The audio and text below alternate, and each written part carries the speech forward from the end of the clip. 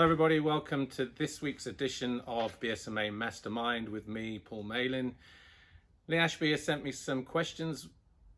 Not seen them yet, so I'm quite looking forward to this. And my gorgeous wife is going to read them out. So hold on tight and see what these questions are going to bring up. Okay, question number one. What was your favourite track as a schoolboy and then pro career venue, and why? Favourite track as a schoolboy probably would have been the same one as my adult circuit in my pro career, Nantwich in the northwest of England. Fantastic layout, great conditions, hard pack, and I think every time I rode there I pretty much had a decent result, so I would have to say Nantwich. What riders did you look up to and idolise when you were young, and why? Grew up in an era of the 70s. I remember the first GP I went to was Farley Castle 1979. That was a massive era. People like Graham Noyce, Roger DeCosta, Heikki Mikkola, just to name a few. But the one that stands out for me, probably Graham Noyce, just because he was a world champion in 1979 and I was old enough to remember it, so Graham Noyce. Who were your closest rivals in your racing days? Who did you enjoy racing with the most, and why? Again, I probably had the same rival from my youth days as I did in most of my pro career. James Dobb. We probably raced together from the age of about 5. And if I didn't win a championship, he did, and vice versa. We were both fortunate to get backing from the likes of Kawasaki in my case and Honda in his case. And that fed through from the senior teams that were being run by British managers at the time. So Jamie for sure. And then probably there was one year that particularly stood out with Sebastian Tortelli in 1996. So Jamie and Sebastian. What was your favourite race bike / team, and why? Favourite race bike? From not looking forward to having to ride the SR 500 in 1991, I actually really enjoyed riding it because they changed the chassis, the geometry of the frame, and the power characteristics of the bike suited me quite well. It was also the bike that I won my first Grand Prix on in 1991. But having said that, the 125 Yamaha that I raced at the Motocross Nations, Roggenburg, it was our frame, our chassis, our suspension, but it was Bob Moore's engine that came from Michele Rinaldi. That and probably my 96 125 Yamaha. What was your favourite race number? Was there any reason for having or wanting it? And how did it come about even as a youngster? I think when it comes to numbers, the era that I grew up in, you were given a club number when you rode locally, so that would change on a regular basis. But when I got probably towards the end of my schoolboy career, I remember riding number 11 in my final 125 year, 1988, I think it was. And every time I rode with number 11, the years that I rode with number 11, they always seemed to be good to me. So that's probably why number 11 is now a number that I use on a regular basis, whether it's on a Facebook page or a Twitter account or a whatever, Instagram. So, you know, number 11 I would have to say. What track or venue did you not like racing at? I would have to say a track that I enjoyed the atmosphere the most was probably Fox Hills. And initially, when we started going there when I was a kid, sort of in Big Wheel 85s, the first time I ran there as a youth in the British finals. Fox Hills used to be great in terms of the dirt, but as time went on and the more we raced there, the ground became a little bit more chalky and edgy, more like a French track. And despite having some good results there in the British Grand Prix, it wasn't a venue I was looking forward to racing, but maybe the atmosphere helped change things around a little bit. I remember 2 specific GP seasons where I had a win and a second overall. So kind of bittersweet really with Fox Hills in terms of the atmosphere was great. That's what made it. but wanting to ride there, it wasn't a place that I enjoyed racing, particularly towards the end of the 90s. What was your favourite racing gear? My favourite racing year? Gear. My favourite racing gear was, you know what, probably 1995 when I was wearing Thor. Just nice to be associated with an American brand during my time in 125 GP. So yeah, Thor turned out some pretty cool stuff then, actually, in 1995. You might as well add in your favourite racing year as a bonus question. Well, you're sat about a week away. My favourite racing year, if it's not on the list further down, I would probably say overall, and because I was probably the most consistent that year, 1996. Did you have any superstitions or anything you had to do on race days, or things you had to have on, or do you want to ask that again? Ways had to do?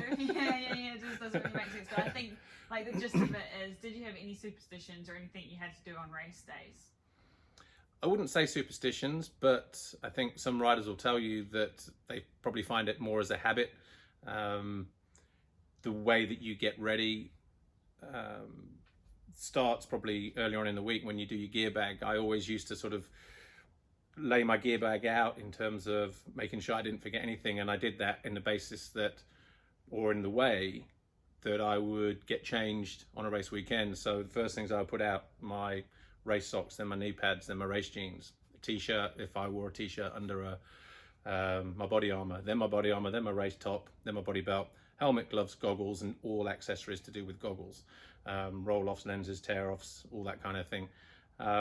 So I used to lay my gear bag out like that, and that's actually how I used to get changed as well. Put my socks on first, probably my left foot before my right foot, but no particular reason why, it's just what was comfortable. So I wouldn't say it was a superstition or something that had to be done that way. It's just, you know, even now I still get ready thinking about it, putting on a left sock before a right leg, and then a right sock, and then putting my left leg in the pants before the right side. So just habit more than anything else, not so much superstition, I'd say.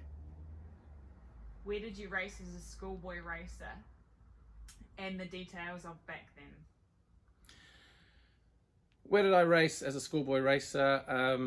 In terms of affiliations, obviously there were a number, occasionally ACU, but also occasionally BSMA with finals and champion of champions and things like that. And riding national championships and a lot of two-day nationals that ran throughout the course of the season would be up in Scotland, would be over in Ireland, would be central England, down in the southwest. So we were literally all over the place.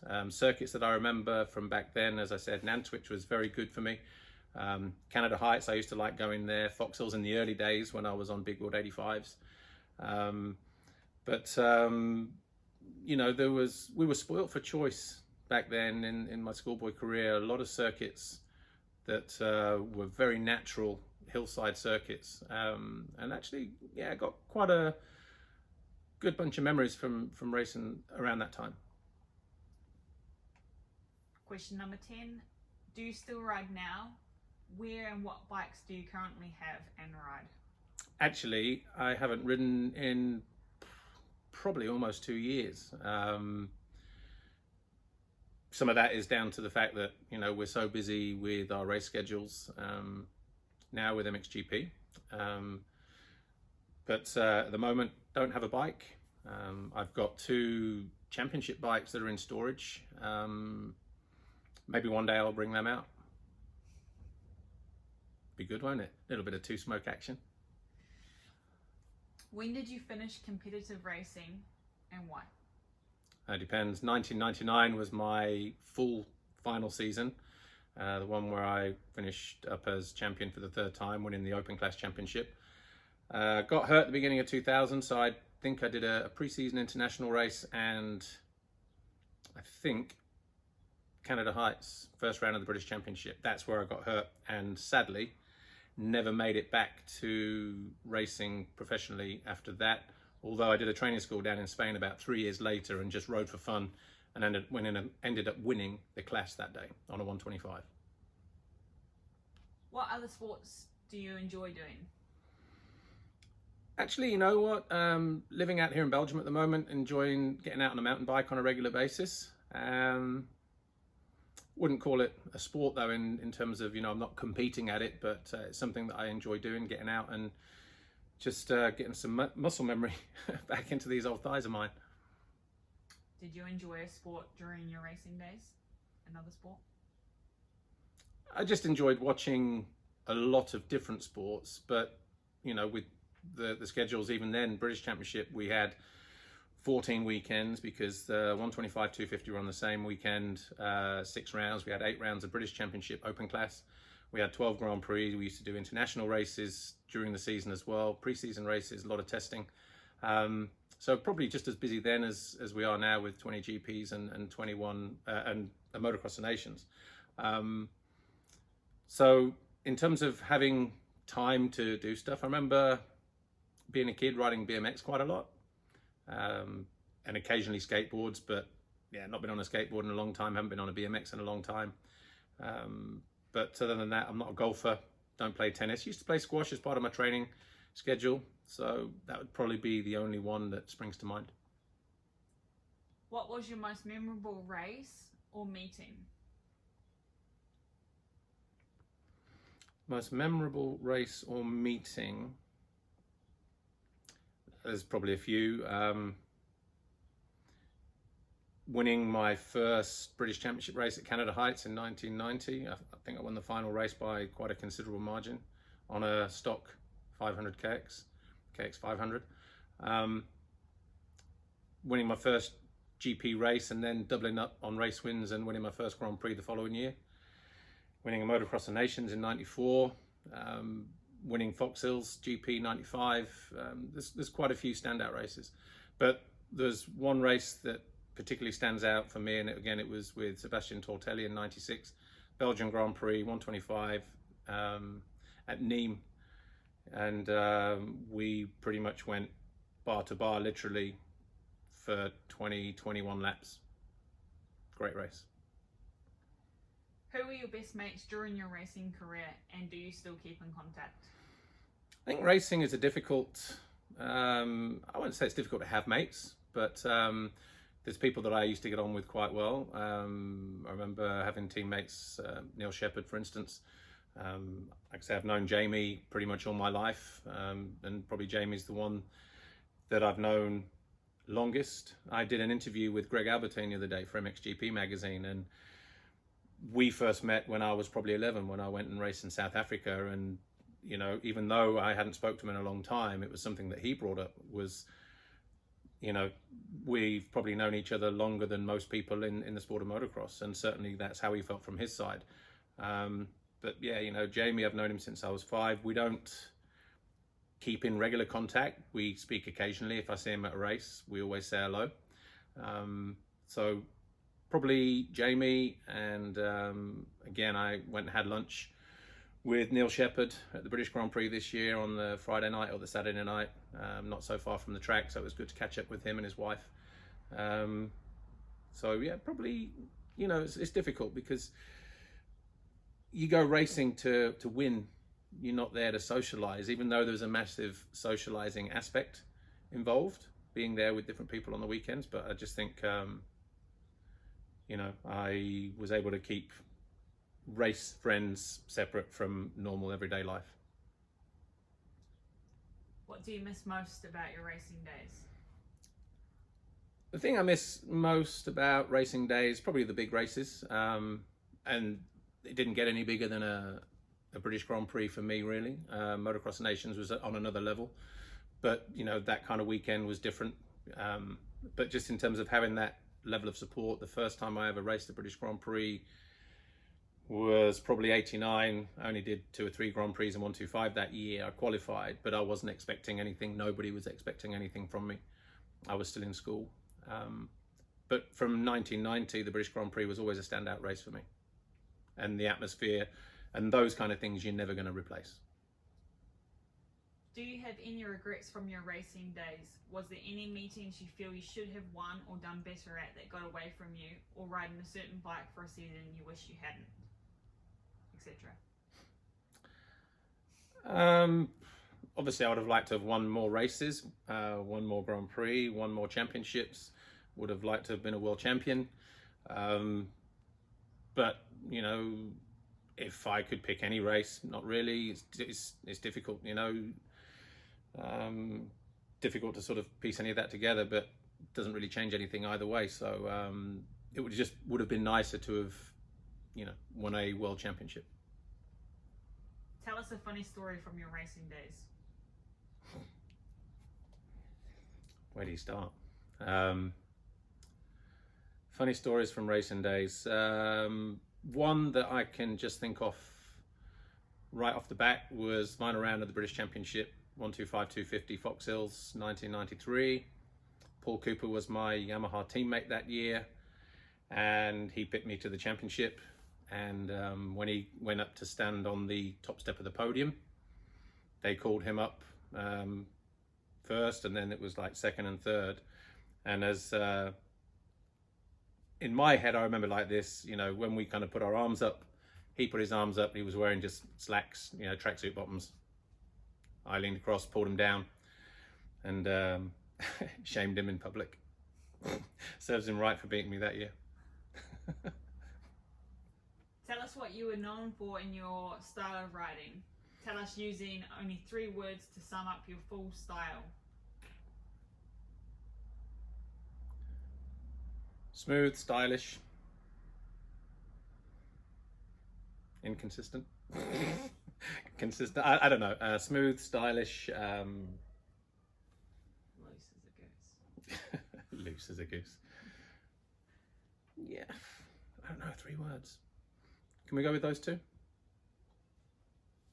Were you like smooth and loose put together? Yeah, smooth. What were your strengths and possible weaknesses you feel you had during your racing days?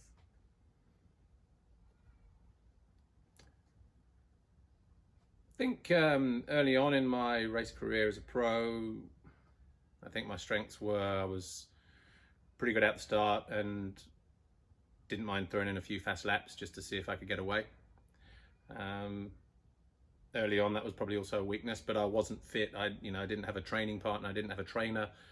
So I was literally kind of learning as I went. I'm not from a racing family. So I remember leading Grand Prix races in 500s in 1990 when I was 18, and, you know, just coming up short just because of not knowing when to switch off.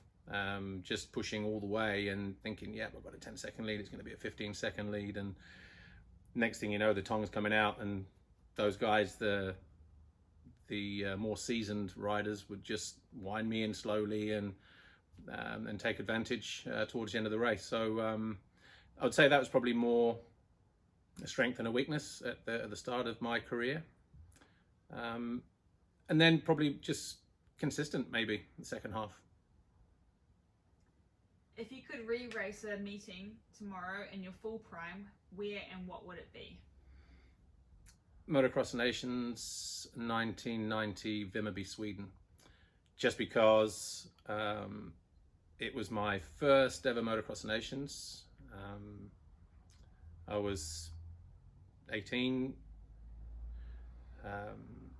The ACU could have picked David, they could have picked Kurt. They chose me to ride the 500, just having just had 1 year in the class. But the overall layout of the track suited me. But I had a gearbox problem in the first race whilst I was running 5th or 6th, and that dropped us back, so we lost points there. And then the second race, or the last race of the day, I was leading comfortably and just a lapse in concentration, just lost the front through a berm. But if I could do it again and got similar starts, I think could have personally had better results, which may then have also had a different impact on the overall team result. But Vimmerby was a fantastic track, really loved it, and it's closed now. It was the only time I went there. What do you feel was your best achievement in motocross?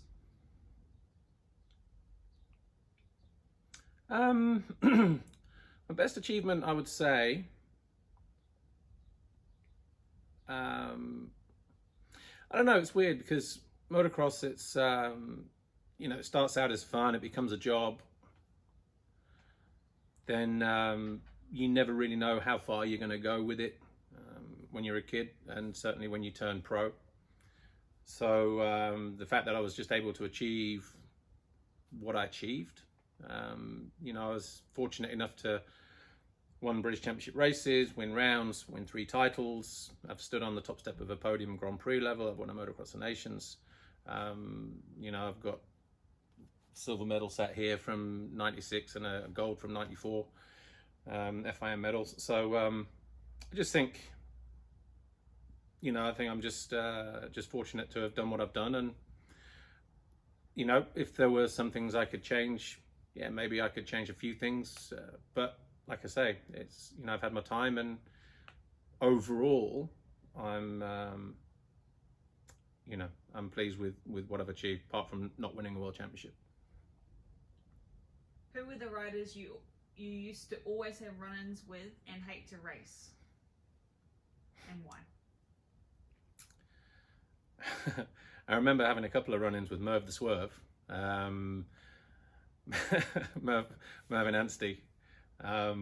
One was at the Matcham's Supercross series that they did, like an outdoor sandy Supercross series, did it over 2 days.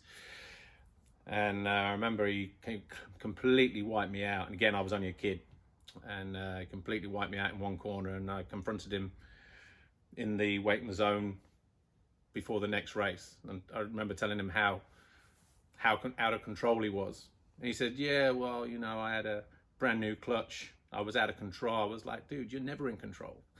And then the following year, when I was riding 500 GPs, we were in Luxembourg. And I remember he squeezed me, literally came across me, put me through a fence. And they're the only two that stand out as with the same rider. I remember having a similar thing with Jeremy Watley one time, where I was coming down the inside into a tight 180, the same Matcham Supercross race. And as a kid, you feel you've got to kind of flex your own muscles a little bit, otherwise you're going to get walked all over. And might have been the last race of the weekend. And I was just kind of squeezing alongside Watley, and he was trying to move over. I wasn't backing out, he wasn't. We touched, he went straight on, I made the turn. And when we came to collect our licenses and prize money at the end of the day, I walked around the corner and he was already stood there in line. I thought, oh, here we go. He's going to do something or say something or whatever else. And he just gave me a cheeky little look, and he went, good on you for not backing off, kind of thing, and and that was my point proved, that if you stay in it to win it, kind of thing, you'll probably get a lot more respect from your rivals in that respect. And I always got on well with Jem, even from that moment. So but other people, I don't know. I don't think, and let me go back about the Mervyn thing. I've never, I still speak to Merv when I see him at the races. It's not like I've held a grudge or anything like that. It's just at the time, in the heat of the moment, you're wound up, you're fired up.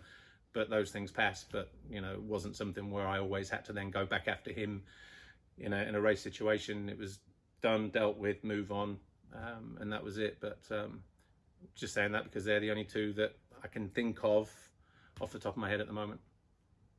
If you could give one piece of advice to any youngster currently racing in Schoolboy motocross, what would it be? Learn the basics first. In terms of work hard on your technique, all aspects. Try not to sort of have any weaknesses in terms of, if you're a hard pack rider and you don't like riding sand, spend time in the sand. And then just work hard. And if you're a top level Schoolboy rider and you want to get to the top, just believe in yourself. Try and surround yourself with people who know what they're doing, because we're in a world now where you can certainly have access to a lot of information, a lot of knowledge, a lot of experience. So from that side, I got by in the early part of my career just on talent. and didn't feel I needed to train maybe in the beginning. And as I said, there were times when I would get caught. And the years later when I was training, that probably from 96, 97 season is the year that I first started having my back problems, which, you know, was difficult to manage for a few years. But work hard, focus, believe in yourself, and believe in the people around you, and never give up. And if that fails, use Jeff Emmig's keys to the race. Yeah. What are they? Next question. Okay, final question. What are your social media usernames? I have no idea. I'm on Instagram, Malin11, I think. On everything, P-Malin. Malin11, then there you go. She knows. So is that it? Yeah. All right. Well, thanks for those questions, Lee. Hopefully your digger is still intact, because I heard that you almost crashed it the other day when I said I would do this. And now that you've got it, hopefully you've enjoyed it. And I don't know, say hello when you see me at a race next. Good luck, everybody. Stay safe.